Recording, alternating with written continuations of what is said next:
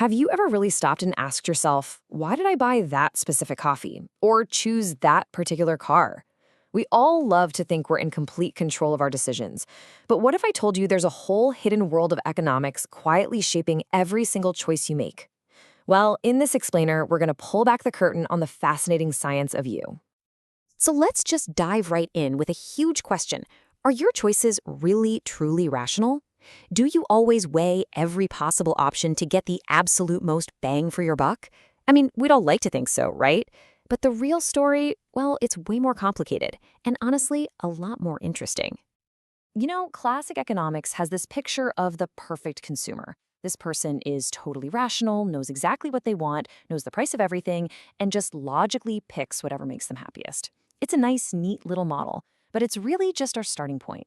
Because the second the real world gets involved, that whole idea just kind of falls apart. Let's try a little thought experiment. Imagine I offer you a simple coin toss. Heads, I give you 1,000 rupees. Tails, you give me 1,000. It's a 50-50 shot, a perfectly fair bet. So are you in? Well, most people would say no thanks.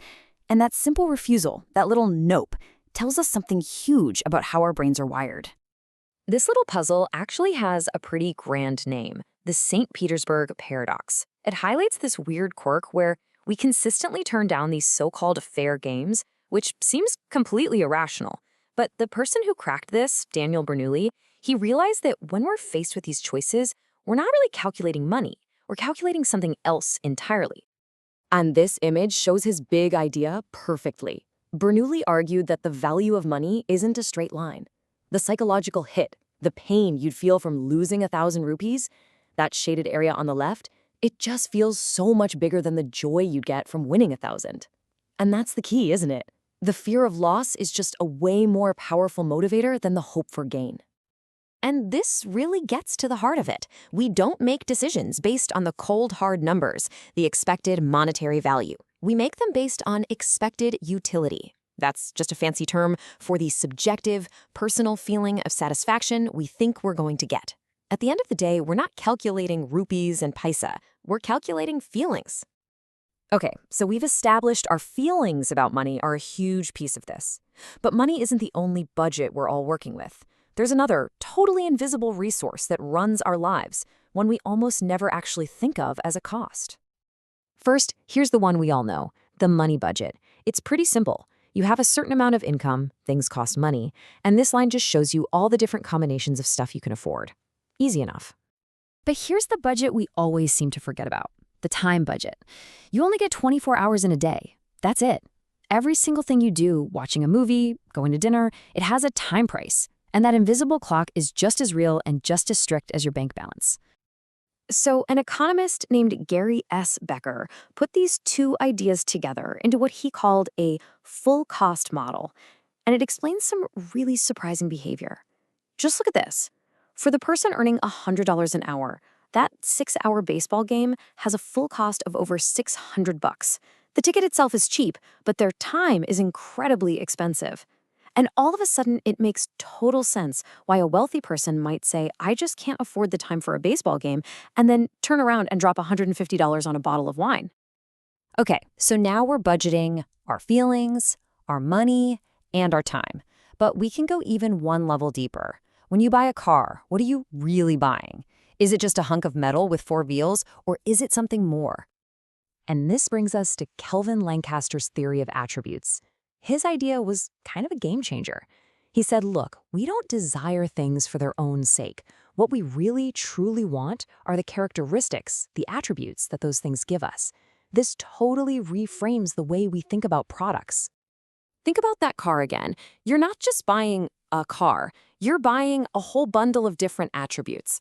Transportation? Yeah, of course. But also a certain level of fuel efficiency, a safety rating, maybe some trunk space, and let's be honest, maybe a little bit of social status too. The car is just the delivery system for the characteristics you're actually shopping for. This graph shows it perfectly. Just imagine characteristic X is fuel efficiency, and characteristic Y is passenger space. Each of those lines, P1, P2, P3, represents a different car model, and each one offers a unique mix of those two things. You're not just choosing a car, you're choosing your perfect combination of attributes from all the options out there. All right, so we've looked inside our own heads, we've deconstructed the things we buy, but there's one final massive factor that we absolutely cannot ignore: other people. Our choices never, ever happen in a vacuum. So much of what we want is shaped by what everyone else is doing. There's the bandwagon effect. That's the keeping up with the Joneses impulse. We want something because it's popular. But the exact opposite is also true. With the snob effect, something becomes less desirable precisely because everybody else has it. We want to be unique. And then you get the most backward-sounding one of all, the Veblen effect. This is for things like diamonds or luxury cars. For these items, a higher price tag actually increases how much people want them. Why on earth would that be? Well, because the whole point of the product is to be expensive. Its function is to signal wealth, and a low price would actually ruin it. So where does all this leave us? We started with that simple, almost robotic, rational consumer. Now, let's put all these pieces together and build a new model of you, one that's a lot more messy, sure, but also a lot more realistic and a lot more human. First things first, you are so much more than a simple calculator just comparing prices. In reality, you're constantly weighing the subjective feeling of risk and reward, always trying to maximize that personal satisfaction, your utility. And you're doing all this while juggling the dual constraints of two budgets.